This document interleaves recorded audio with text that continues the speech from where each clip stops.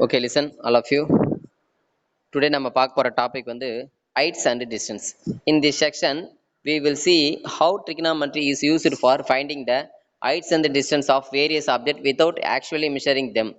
அதாவது என்ன சொல்றாங்கன்னா ஒரு ஹைட் டிஸ்டன்ஸை நம்ம கண்டுபிடிக்கணும் அப்படின்னா ஆக்சுவல் மெஷரிங் அதாவது நம்ம ஒரு டேப் வச்சோ ஒரு மெஷர்மெண்ட் யூஸ் பண்ணாம சரிங்களா, மெஷர்மெண்ட்லாம் எதுவுமே யூஸ் பண்ணாம ஹைட்டும் டிஸ்டன்ஸும் கண்டுபிடிக்கிறோம். இப்போ ஃபார் எக்ஸாம்பிள் பாருங்க, இங்க டயக்ராம்ல பாருங்க, ஒரு ட்ரீ இருக்கு. இப்போ இந்த ட்ரீ இருக்கு, நீங்க இப்போ இந்த இடத்துல நின்றுட்டு இருக்கீங்கன்னு வச்சுங்களேன். நீங்க எவ்வளவு ஆங்கிள் அதனுடைய டாப்பை பாக்குறீங்க, அந்த ஆங்கிள் ஆஃப் எலிவேஷன் சொல்லுவோம், லைன் ஆஃப் சைட் இது கொடுத்துருக்காங்க இல்லையா. ஸோ எவ்வளவு ஆங்கிள் நம்ம அந்த இதுல ஏதாவது ஒரு மெஷர்மெண்ட், ஃபார் எக்ஸாம்பிள் வந்து இப்போ அந்த பர்சன் நின்றுட்டு இருக்காங்களா, அவங்களுக்கும் அந்த ட்ரீக்கு உள்ள டிஸ்டன்ஸ் வந்து 5 மீட்டர் அப்படின்னு வச்சுங்களேன். அவர் ஆங்கிள் வந்து ஒரு 30 ஆங்கிள் பாக்குறாருன்னு வச்சுங்களேன். ஸோ இந்த ரெண்டு மெஷர்மெண்ட்டை வச்சு அந்த ட்ரீயோட ஹைட்டை கண்டுபிடிக்க முடியும். சரிங்களா, அதாவது நமக்கு ரெண்டு வேல்யூஸ் ஏதாவது கொடுத்துருக்கணும், டிகிரியோ. இப்போ ஃபார் எக்ஸாம்பிள் இப்போ ஹைட்டு கொடுத்துட்டாங்கன்னு வச்சுக்கலாம். இப்போ இந்த ட்ரீயோட ஹைட்டை கொடுத்துட்டு ஆங்கிளை கொடுத்துட்டு அவருக்கும் ட்ரீக்கும் உள்ள டிஸ்டன்ஸை கண்டுபிடிக்க முடியும். சரிங்களா, என்னன்னா நம்ம டேப் வச்சு மெஷர்மெண்ட் ஆக்சுவல் மெஷரிங் யூஸ் பண்ணாம கண்டுபிடிக்கிறது. சரிங்களா, இங்க எப்படி கண்டுபிடிக்க போறோம்னா ரைட் ஆங்கிள் ட்ரையாங்கிள் வச்சு தான் நம்ம போட போறோம். இங்க இருக்கிற சம் வந்து பாத்தீங்கன்னா ஒரு ரைட் ஆங்கிள் ட்ரையாங்கிள் வச்சுக்கிட்டு பித்தாகரஸ் தியரம் யூஸ் பண்ணி தான் பித்தாகரஸ் தியரம் யூஸ் பண்ணி போடுவோம். அதுக்கு அடுத்தது வந்து பாத்தீங்கன்னா மெயின் வந்து பாத்தீங்கன்னா இங்க இந்த சைன் தீட்டாக்கு ஃபார்முலா தெரியும் இல்லையா. என்ன ஃபார்முலா அப்படின்னு பார்த்தீங்கன்னா ஆப்போசிட் பை ஹைபாட்டனஸ். ஸோ இந்த ஃபார்முலா வச்சு தான் போடுவோம். அதே மாதிரி காஸ் தீட்டாக்கு வந்து அட்ஜசன்ட் பை ஹைபாட்டனஸ், டேனுக்கு வந்து ஆப்போசிட் பை அட்ஜசன்ட் அப்படின்னு சொல்லிட்டு அந்த 3 ஃபார்முலா வச்சு தான் நம்ம போட போகிறோம். சரிங்களா, ஓகே சார். இப்போ அடுத்து ஒரு சில டெஃபினிஷன்ஸ்லாம் பார்த்தா line of sight. The line of sight is the line drawn from a high on a observer to the point and the object viewed by the observer. அதாவது லைன் ஆஃப் சைட்னா என்ன அப்படின்னா நம்மளுடைய பர்சனுடைய ஐல இருந்து அவர் எங்க பாக்குறாரு அப்படின்ற ஒரு ஸ்ட்ரெயிட் லைன் போட்டா அந்த லைனுக்கு பேர் தான் லைன் ஆஃப் சைட் அப்படின்னு அர்த்தம்.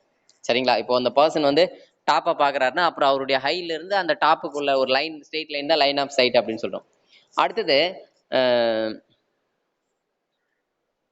அடுத்து பாருங்க, இந்த theodolite is the instrument which is used to measuring the angle between the object and the high of the observer. இந்த theodolite வந்து பாத்தீங்கன்னா எதுக்கு யூஸ் ஆகுது அப்படின்னு பாத்தீங்கன்னா measuring angle between the object and height of the observer. அதாவது பார்க்குறவருக்கும் ஆப்ஜெக்டும் உள்ள ஆங்கிள் கண்டுபிடிக்கிறதுக்கு பயன்படுது அப்படின்னு சொல்றாங்க. சரிங்களா, இந்த angle can be read on the telescope scale. அதாவது இந்த தியோடோலைட்ன்றது வந்து எதுக்கு பயன்படுது அப்படின்னு கொடுத்துருக்காங்க. ஸோ இதில் 1 மார்க்ல கேட்பாங்க. அடுத்தது angle of elevation. The angle of elevation, angle formed by the line of sight with the horizontal when the point being viewed is above the horizontal level. That is the case when we raise our head to look at the object. அதாவது என்ன சொல்றேன்னா angle of எலிவேஷனா என்ன தெரியுங்களா, ஒரு பொருள் இந்த இடத்துல இருக்கு. இப்போ நீங்க இப்படி இந்த இடத்துல நின்றுட்டு இருக்கீங்கன்னு வச்சுங்களேன், அந்த பொருளை நம்ம மேலே பார்த்தோம்னு வச்சுங்களேன், அதுதான் வந்து ஆங்கிள் ஆஃப் எலிவேஷன் அர்த்தம். சரிங்களா, ஆங்கிள் ஆஃப் டிஃப்ரெஷன்றது மேல இருந்து நம்ம கீழே பாக்குறது. ஒரு பொருள் வந்து இப்போ ஒரு உதாரணத்துக்கு மாடியில் இருக்குன்னு வச்சுங்களேன், அது காமிச்சிருக்காங்க இப்போ டயக்ராம்ல. இப்போ மாடியில் இருக்காங்க, இங்க இருந்து அப்படின்னா கீழே இருக்கிற அந்த பாலை பாக்குறது, அப்ப ஆங்கிள் ஆஃப் டிப்ரெஷன் அர்த்தம். சரிங்களா, அதாவது நம்ம ஹை லெவல்ல இருந்து நம்ம மேல பாக்குறோமா கீழே பாக்குறோமா, அந்த ஹரிசாண்டல் லைன்ல இருந்து இங்க பாருங்க ஒரு ஹரிசாண்டல் லைன் கொடுத்துருக்காங்களா, இந்த ஹரிசாண்டல் லைன்ல இருந்து நம்ம மேல பார்த்தோம்னா ஆங்கிள் ஆஃப் எலிவேஷன், அதே ஹரிசாண்டல் லைன்ல இருந்து கீழே பார்த்தோம்னா அது வந்து என்னது ஆங்கிள் ஆஃப் டிப்ரெஷன் அப்படின்னு அர்த்தம். சரிங்களா, ஓகே. அடுத்தது கிளைனோமீட்டர். The angle of elevation and depression are usually measured by the device is called clinometer. So இந்த clinometer வச்சு என்ன பண்ணலாம், நம்ம angle of elevation and depression are ரெண்டுத்தையும் மெஷர்மெண்ட் பண்றதுக்கு எது தேவைப்படுதுன்னா கிலோமீட்டர் தேவைப்படுது அப்படின்னு கொடுத்துருக்காங்க. ஸோ இதெல்லாம் 1 மார்க். இதெல்லாம் வந்து நம்ம சம்முக்கு தேவைப்படாது. இந்த கிலோமீட்டர் அதுக்கடுத்து இந்த தியோடோலைட் ரெண்டும் வந்து பார்த்தீங்கன்னா நமக்கு சம்முக்கு தேவைப்படாது. சரிங்களா, ஜஸ்ட் ஒரு 1 மார்க் மாதிரி தெரிஞ்சு வச்சுங்க. ஓகேங்களா, ஓகே ரைட். இப்போ பாருமா, இப்போ நம்ம பார்க்க போறது என்ன அப்படின்னா அந்த ஹெட்டிங்கே பாருங்களேன், the problems involving angle of elevation. கொஸ்டின்ல வந்து ஆங்கிள் ஆஃப் எலிவேஷனை வச்சு கொஸ்டினை கேட்கும்பொழுது எப்படி ஆன்சர் பண்றது, அடுத்தது ஆங்கிள் ஆஃப் டிப்ரெஷனை வச்சு எப்படி கொஸ்டின் கேட்டாங்கன்னா எப்படி ஆன்சர் பண்றது, அடுத்த எக்ஸசைஸ். அடுத்தது ரெண்டுமே கொடுத்துருக்காங்க, angle of elevation angle of depression ரெண்டும் சேர்ந்து கொடுத்தாங்கன்னா எப்படி சால்வ் பண்றது, அது வந்து லாஸ்ட் எக்ஸசைஸ். அவ்வளவுதான். சரிங்களா, மற்றபடி இது 3 ஒரே எக்ஸசைஸ், ஒரே மாதிரி தான்மா. சரிங்களா, 3மே மொதல் எக்ஸசைஸ் எப்படி போடுமோ அதே தான். என்னன்னா இந்த ஆங்கிள் ஆஃப் டிப்ரெஷன் எலிவேஷன் அது மட்டும் மாறும், அவ்வளவுதான். சரி, இப்போ இங்க இந்த சம் பாருமா, example 6.18. Calculate the size of angle BAC இந்த கிவன் ட்ரையாங்கிள்ஸ். அதாவது என்ன கொடுத்துருக்காங்கன்னா ஒரு அவங்களே டயக்ராம் கொடுத்துட்டாங்க, ட்ரையாங்கிள் கொடுத்துட்டாங்க. அதில் AB வந்து 5 சென்டிமீட்டர் கொடுத்துருக்காங்க, BC வந்து 4 சென்டிமீட்டர் கொடுத்துருக்காங்க, ஓகேங்களா. ஆங்கிள் வந்து தீட்டா கேட்குறாங்க. தீட்டா இந்த கொடுத்துருக்காங்க டயக்ராமில் தீட்டா தீட்டா கேட்குறாங்க. சரிங்களா. ஓகே, நல்லா புரிஞ்சுங்கம்மா. இப்போ முதல் 2 கொஸ்டின் கேட்டிருக்காங்க. முதல் கொஸ்டின் பார்க்கலாம். இப்போ இது வந்து ஒரு ரைட் ஆங்கிள் ட்ரையாங்கிள். சரிங்களா. ஏபிசின்றது ரைட் ஆங்கிள் ட்ரையாங்கிள். நமக்கு என்ன தேவை அப்படின்னா ஆங்கிள் கேட்குறாங்க. என்ன கொடுத்துருக்காங்க அப்படின்னு பார்த்தீங்கன்னா, நல்லா புரிஞ்சுங்கம்மா. தீட்டாவுக்கு ஆப்போசிட்ல இருக்கிறது எப்பவுமே அது ஆப்போசிட் சைடுன்னு சொல்லுவோம். சரிங்களா. அதே மாதிரி இந்த 90க்கு ஆப்போசிட் இருக்குது ஹைபாட்டனஸ். அட்ஜசன்ட் வந்து பேலன்ஸ் ரிமைனிங் இருக்கிற சைடு வந்து அட்ஜசன்ட். இப்போ நமக்கு என்னென்ன கொடுத்துருக்காங்க நீங்களே பாருங்களேன். ஆப்போசிட் பிசின்றது ஆப்போசிட், ஏபின்றது அட்ஜசன்ட். அப்போ ஆப்போசிட்டும் அட்ஜசன்ட்டும் கொடுத்துருக்காங்க. அப்போ இது ரெண்டும் வர்றது எதில் வருது அப்படின்னா tan தீட்டால தான் வரும் இல்லையா. அப்போ tan தீட்டா தான் நம்ம இங்கே பயன்படுத்தணும். சைன் தீட்டாவோ காஸ் தீட்டாவோ பயன்படுத்தக்கூடாது. சரி, இப்போ இங்கே பாருங்க tan தீட்டா கூட ஆப்போசிட் பை அட்ஜசன்ட். ஆப்போசிட் வந்து 4/5. அப்போ நமக்கு தீட்டா தான் வேணும் இல்லைங்களா. தீட்டா தான் நமக்கு வேணும். ஓகேங்களா. இப்போ பாருங்க தீட்டா ஈக்குவல் டு இப்போ tan தீட்டா ஈக்குவல் டு 4/5. நமக்கு தீட்டா தான் வேணும். அப்போ tan அந்த சைடு பண்ணால் tan இன்வெர்ட்ஸ்னு ஆகும். சரிங்களா. tan இன்வெர்ட்ஸ்னு ஆகும். இப்போ இந்த 4/5 சிம்பிளை பண்ணால் 0.8. சரிங்களா. tan இன்வெர்ட்ஸ் tan உடைய எந்த டிகிரி 0.8 அப்படின்னு பார்க்கும்போது நமக்கு இங்கே ஆன்சர் கொடுத்துருக்காங்க. இங்கே கொஸ்டினில் கொடுத்துருக்காங்க பாருங்க. tan வந்து 38.7 டிகிரி தான். ஆன்சர்னாவா 0.8011 கொடுத்துருக்காங்க. அப்படின்னா என்ன அர்த்தம்னா இந்த இடத்துல தீட்டா வந்து 38.7 அர்த்தம். சரிங்களா. நல்லா புரிஞ்சுக்கமா. இன்னும் இது குழப்பமா இருந்தால் வேற மாதிரி சொல்றேன் பாருங்க. இப்போ இது வந்து tan தீட்டா. சரிங்களா. tan தீட்டா ஈக்குவல் என்ன கொடுத்துருக்காங்க 4/5 கொடுத்துறாங்க. இந்த 4/5 0.8ன்னு எடுத்துக்கலாம். சரிங்களா. இப்போ என்னன்னா tan தீட்டா ஈக்குவல் டு இந்த 0.8 பாருங்க. இந்த 0.8011 இருக்குல்ல, அதுக்கு மேல நம்ம என்னன்னு போடலாம் tan 38.7ன்னு போட்டுங்க. ரைட்டா. லெஃப்ட் சைடும் tan தீட்டா இருக்கு, ரைட் சைடு. இப்போ இந்த tan கேன்சல் ஆச்சுன்னா அப்போ தீட்டா ஈக்குவல் டு 38.7 அப்படின்னு வரும். சரிங்களா. அவ்வளோதான். ஸோ நம்ம ஆங்கிள் கண்டுபிடிச்சிட்டோம். 38.7 கண்டுபிடிச்சோம். அடுத்து செகண்ட் சம் பாருமா. செகண்ட் சம் பாரு, அதே மாதிரி ரைட் ஆங்கிள் ட்ரையாங்கிள் தான். அதுலேயும் அதே தான், அட்ஜசன்ட் ஆப்போசிட் தான் கொடுத்துருக்காங்க. திரும்ப அதே ஃபார்முலா தான். என்ன formula tan opposite by adjacent தான். ஆப்போசிட் வந்து பாருங்களேன், இங்கே தீட்டாக்கு ஆப்போசிட் இருக்கிறது வந்து 8 சென்டிமீட்டர். 8 டிவைட் பை அட்ஜசன்ட் வந்து 3. 8/3 வந்து பார்த்தீங்கன்னா 2.666. இப்போ போன சம்மில் இதை கொடுத்துருங்க பாருங்க. அதே மாதிரி யூஸ் பண்ணுங்க பாருங்க. tan theta equal to tan என்ன எழுதலாம் அதை tan 69.4 எழுதலாம். எதுக்கு பதிலா இப்போ tan தீட்டா ஈக்குவல் டு எதுக்கு பதிலா நான் எழுதுறேன் 8/3க்கு பதிலா 8/3க்கு பதிலா என்ன எழுதலாம் 8/3 டிவைட் பண்ணா உனக்கு 2.666 வரும். அப்போ இந்த 2.6604க்கு பதிலா நான் என்ன எழுதலாம் tan 69. அதுதான் எழுதுங்க. இப்போ இந்த tan கேன்சல் ஆச்சுன்னா அப்போ தீட்டா ஈக்குவல் டு 69.4. ஓகேங்களா. சரி, இது வந்து அந்த அளவுக்கு இம்பார்ட்டன்ட் இல்லை இந்த சம். சரிங்களா. ஒரே ஒரு சம் தான் இந்த மாடலில் கொடுத்துருக்காங்க. எக்ஸசைஸ்ல இந்த மாடல்லாம் எதுவும் கொடுக்கல. சரிங்களா. சரி, இப்போ இதுக்கு அடுத்து தான் முக்கியமான சம்ஸ் டாபிக்கே உங்களுக்கு ஸ்டார்ட் ஆகுது. இதுல இருந்தா முக்கியமானது. சரிங்களா. ஸோ இந்த மாடல் தான் உங்களுக்கு எக்ஸாம்பிள் கேட்பாங்க. பாத்துங்க. First example 6.19. A tower stands vertically on the ground from a point on the ground which is 48 meter away from the foot of the tower. The angle of elevation top of the tower is 30 degree. Find the height of the tower. Listen. இப்போ கவனிங்கம்மா. இப்போ என்னன்னா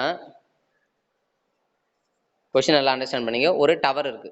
சரிங்களா. ஒரு tower நீங்க வந்து இந்த இந்த 3 எக்ஸசைஸும் 6.2 6.3 6.4 இந்த 3 எக்ஸசைஸை நம்ம என்ன பண்ண போறோம் அப்படின்னா ஃபுல் அண்ட் ஃபுல் முதல்ல நீங்க ரஃபா ஒரு டயக்ராம் போடணும். டயக்ராம் போடாம போட்டீங்கன்னா போட முடியாது உங்களால. ஸோ டயக்ராம் வந்து வெரி மஸ்ட். சரிங்களா. சிம்பிளா ரஃபா போட்டுக்கணும். டயக்ராம் போட்டால் டயக்ராம் நீங்க ஒழுங்கா போட்டாலே டயக்ராமை போட்டுட்டு என்ன கேட்கறாங்கன்றத புரிஞ்சுக்கிட்டாலே நீங்க 90% வந்து ஈஸியா வந்து நீங்க சம் போட்டுடலாம். இங்க கால்குலேஷன்லாம் கஷ்டமா இருக்காதுமா. எது உங்களுக்கு கஷ்டமா இருக்கும்னா டயக்ராம் போட்டு எதை கண்டுபிடிக்கணுன்றது தான் இருக்குது உங்களுடைய டேலண்ட். சரிங்களா. ஓகே பாருங்க. ஃபர்ஸ்ட் பாருங்க, அவங்க என்ன சொல்லிருக்காங்கன்னா ஒரு டவர் இருக்கு. சரிங்களா. டவர் போட்டாச்சு.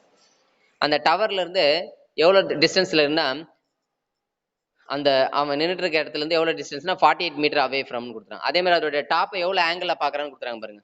the angle of elevation top of the tower. Tower எவ்வளவு ஆங்கிள் பாக்குறான் 30 ஆங்கிள் பாக்குறான். இப்போ டயக்ராம் போட்டுது புரியுதுங்களா. ரைட். இப்போ இதுக்கு ஒரு நம்ம நேம் வச்சுக்கலாம். ஏபிசி அப்படின்னு வச்சுக்கலாம். இவங்க PQRன்னு எடுத்துக்கலாம். நம்ம விருப்பம் எது வேணாலும் எடுத்துக்கலாம். சரிங்களா. சரி, இப்போ நம்ம என்ன எடுத்துக்கிட்டீங்களோ அதை எழுதணும். இப்போ டவர்ன்றது PQ தானே. அப்போ ஹைட் ஆஃப் த டவர் இங்க பாருங்க. PQ be the height of the tower. சரிங்களா. அதே மாதிரி வந்து இந்த QR இருந்தது என்னதான் QR RQன்றது distance between the tower. Okay. டவருக்கும் அந்த பர்சனுக்கும் உள்ள டிஸ்டன்ஸ் வந்து என்னது QR அப்படின்னு எழுதிக்கணும். சரிங்களா. இதெல்லாம் நம்மள ஓனா எழுதிக்கலாமா. ஓகேங்களா. அடுத்தது வேற என்ன கொடுக்குறாங்கன்னா ஆங்கிள் PRQ. ஆங்கிள் வந்து 30 டிகிரி. சரிங்களா. இதெல்லாம் கண்டுபிடிச்சாச்சு. சரி, நம்மள என்ன கேட்கறாங்க பாருங்களேன். நம்மள என்ன கேட்கறாங்க ஹைட் ஆஃப் த டவர் கேட்கறாங்க. ஹைட் ஆஃப் தவறுன்றது ஆக்சுவலாக அது என்னது, இது ஆப்போசிட் சைடு தானே. நமக்கு என்ன கொடுத்துருக்காங்கன்னா அட்ஜசன்ட் சைடு வந்து கொடுத்துட்டாங்க, அட்ஜசன்ட் சைடு 48 கொடுத்துட்டாங்க, ஆப்போசிட்டாக கேட்குறாங்க. அப்போ அட்ஜசன்ட் ஆப்போசிட் ரெண்டுமே வர்றது எந்த எந்த டிக்னாமெட்ரி ஐடென்டிட்டியில் வரும் அப்படின்னு பார்த்தா tan θ தான் வரும், ஆப்போசிட்டாக அட்ஜசன்ட். அப்போ அந்த ஃபார்முலா தான் நீங்கள் பயன்படுத்தணும். சைன் திட்டாவோ காஸ் திட்டாவோ பயன்படுத்தக்கூடாது. இங்கே கிட்டத்தட்ட 90% ஆஃப் சம்ஸுக்கு நம்ம tan θ தான் பயன்படுத்துவோம். 90% ஆஃப் சம்ஸ். ஏன்னா டிஸ்டன்ஸ் ஹைட்டும் கண்டுபிடிக்கிறது தான் அதிகமாக கொஸ்டின்ஸ் கேட்பாங்க. ஸோ ஹைட்டு, இந்த டிஸ்டன்ஸ்னா அந்த பர்சனுக்கும் அந்த அந்த ஆப்ஜெக்ட்டுக்கும் உள்ள டிஸ்டன்ஸ், இதுதான் அதிகமாக கேட்பாங்க. நான் காமிச்சிருக்கேன் பாரு. அதனால மேக்ஸிமம் இந்த ஹைபார்டனஸ் அதிகமாக தேவைப்படாது.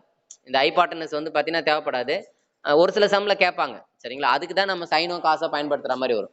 மற்றபடி மீதி எல்லாத்துக்குமே டேன் தான் நம்ம பயன்படுத்தும். சரி, இப்போ டேனுக்கான ஃபார்முலா என்னமா, ஆப்போசிட் பை அட்ஜசன்ட். ஆப்போசிட் என்னன்னு பாருங்களா, PQ பாருங்க, tan θ equal to PQ by QR. இதுல நம்ம தெரிஞ்சதெல்லாம் சப்ஸ்டிட் பண்ணுங்க. தீட்டா தெரியும், tan 30 degree equal to PQ வந்து தெரியாது இல்லையா, H பை 48. tan 30 எவ்வளவு பாருங்களேன், 1/√3. சரிங்களா, 1/√3 ஈக்குவல் டு H பை 48. அவ்வளவுதான். இப்போ நம்ம H தானே வேணும், இந்த 48 கிராஸ் பண்ணிடுங்க. அப்போ என்ன வரும் பாருங்க, அப்போ H ஈக்குவல் நம்ம வரும் 48/√3 அப்படின்னு வரும். அதுக்கு அடுத்த ஸ்டெப் பாருங்க, இந்த 48 16 × 3 எழுதலாம், பை √3. இந்த √3க்கும் 3க்கும் அடிச்சா ஒரு √3 வரும். ஏன்னா 3 வந்து √3 × √3 எழுதலாம். 3 அதை √3 டிவைட் பண்ணும்போது ஒரு √3 √3 வரும். அப்போ 16 √3 ஆன்சர். சரிங்களா. ஸோ ஆன்சர் வந்து அப்போ ஹைட் ஆஃப் த டவர் வந்து 16 √3. அவ்வளோதான், அப்படியே விட்டுற வேண்டியதான் ஆன்சர். மற்றபடி வேற எதுவும் சிம்பிளி எல்லாம் வருதில்ல. அந்த டவரோட ஹைட் வந்து 16 √3 மீட்டர்.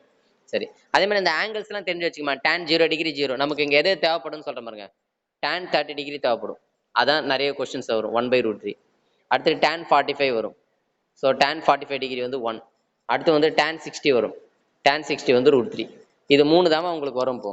சரிங்களா. இப்போ இந்த 3 ஆங்கிளை பேஸ் பண்ணி தான் கொஸ்டின்ஸ் வரும் கிட்டத்தட்ட எல்லா சம்மே. அதனால இந்த 3 ஆங்கிளை மெயினாக தெரிஞ்சு வச்சுங்க. tan 30 வந்து 1/√3, tan 45 வந்து 1, tan 60 வந்து √3. ஓகேங்களா. ரைட், அடுத்த ப்ராப்ளம். அடுத்த ப்ராப்ளம் எக்ஸாம்பிள் 6.20. இதெல்லாம் 2 மார்க் கொஸ்டின்ஸ். இப்போ நம்ம பார்க்கறது 2 mark questions. Example 6.20. A kite is flying at a height of 75 meter above the ground. நல்லா புரிஞ்சு, ஒரு கைட் வந்து தரையில இருந்து எவ்வளவு தூரத்துல இருக்கான், 75 மீட்டர். அப்போ ஹைட் தெரிஞ்சு போச்சு.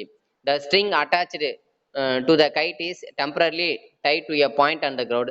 The inclination of the string with the ground is 60 degree. ஆங்கிளும் கொடுத்துட்டாங்க, ஆங்கிள் ஆஃப் இன்க்ளினேஷன் கொடுத்தாங்க. Find the length of the string assuming that there is no slack in the string.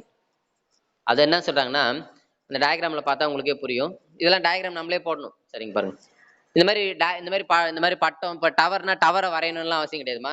நீங்க ஜஸ்ட் ஒரு right angle triangle தான் போடணுமே தவிர நீங்க இந்த வரைஞ்சிட்டுலாம் இருக்க தேவையில்லை. பாருங்க, இப்படி போட்ட வேண்டியதான். இப்போ இந்த டயக்ராம் வந்து அவ்வளவுதான், சிம்பிளா இப்படி தான் போடணும். சரிங்களா. போட்டு நம்மளே ஒரு நேம் வச்சுக்கலாம், ABC அப்படி வச்சுக்கலாம். இதுல இந்த ஏன்றது என்னது, அந்த கைட்டோட பொசிஷன். சரிங்களா. இப்போ நம்மள கொஸ்டின் தான் கேட்கறேன்னா AC தான் கேட்கறாங்க. அந்த பர்சனுக்கும் அந்த கைட்டுக்கும் இதான் நூல் ஆக்சுவலா. சரிங்களா. இந்த ஸ்ட்ரிங் த்ரெட் இருக்கு இல்லையா, அந்த த்ரெட் வந்து எப்படி இருக்குன்னு சொல்லிட்டாங்க, அந்த நூல் வந்து எப்படி இருக்குன்னு சொல்லாங்க, நோ ஸ்லாக். நோ ஸ்லாக்னா ஸ்ட்ரெயிட்டா இருக்குன்னு அர்த்தம். இப்போ நான் பொதுவாக நீங்க கேட்பீங்க இல்லையா, நூல் சார் த்ரெட்னா வளைஞ்சு தானே சார் இருக்கும் நூல், இங்க வந்து எப்படி சார், அதனால அவங்க என்ன சொன்னா ஸ்ட்ரெயிட்டா இருக்க மாதிரி நினைச்சுக்க சொல்றாங்க. ஸ்ட்ரெயிட்டா இருக்க மாதிரி எடுத்துக்கிறோம். சரிங்களா. ரைட், இப்போ என்னென்ன கொடுத்துருக்காங்க பாருங்க. அந்த அந்த அந்த கைட்டுக்கும் கிரவுண்டுக்கும் உள்ள ஹைட் வந்து 75 மீட்டர் கொடுத்துருக்காங்க. ஸ்ட்ரிங்ஸ் வந்து ஸ்ட்ரிங்கோட லென்த் தான் நம்ம கேட்குறாங்க. சரி, இப்போ தீட்டா வந்து 60 டிகிரி கொடுத்துறாங்க. தீட்டாக்கு ஆப்போசிட்ல இருக்கிறது ஆப்போசிட் சைடு. அப்போ ஆப்போசிட் சைடு வந்து கொடுத்துட்டாங்க நமக்கு 75. அடுத்து நம்மள கேட்கறது வந்து ஹைபாட்டனஸ் கேட்கறாங்க, ஸ்ட்ரிங்கோட லென்த் AC கேட்கறாங்க.